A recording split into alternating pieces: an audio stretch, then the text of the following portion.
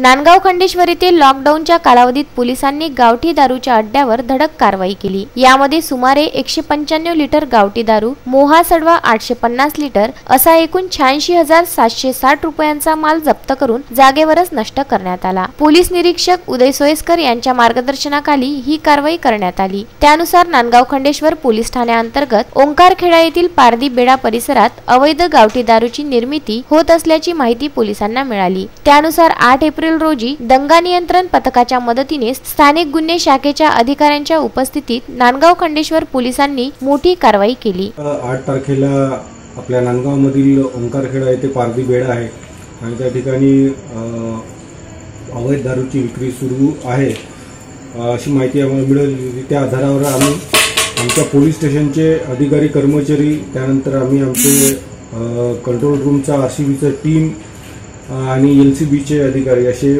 5 अधिकारी आणि 45 कर्मचाऱ्यांनी सकाळी रेड केली। रेडमध्ये आम्ही 86,760 रुपयाचा जवळपास सडवा मोहमाल आणि गावठी हातभट्टी दारूची जप्ती करून त्यातील काही माल सीएसाठी पाठवला आणि बाकीचा जागेवर नाश केलेला आहे। आम्ही नागरिकांना आवाहन करतो की आपल्या गावामध्ये किंवा कुठे अवैध धंदे, काही अवैध दारू किंवा काही जुगार सुरू असेल तर त्या संबंधाने आमच्या पोलीस स्टेशनला आपण माहिती द्यावी।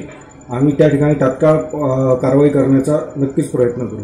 कारवाई दरम्यान नांदगाव पोलीस निरीक्षक उदय सोयस्कर, पोलीस सहाय्यक निरीक्षक प्रियंका वासनिक, पोलीस उपनिरीक्षक प्रदीप कांबळे, ओंकार सोळंके, प्रवीण तायडे, पोलीस कॉन्स्टेबल अतुल क्षीरसागर, सदाशिव देवकत्ते, रोशन टवलारे, रोशन चव्हाण, किशोर इंगळे, बंडू चक्रे, विवेक ठाकरे यांच्यासह अनेक पोलीस कर्मचारी उपस्थित होते। विदर्भ न्यूज करिता नांदगाव खंडेश्वर येथून उत्तम ब्राह्मणवाडे, सागर सवालाके व उमेश चव्हाण।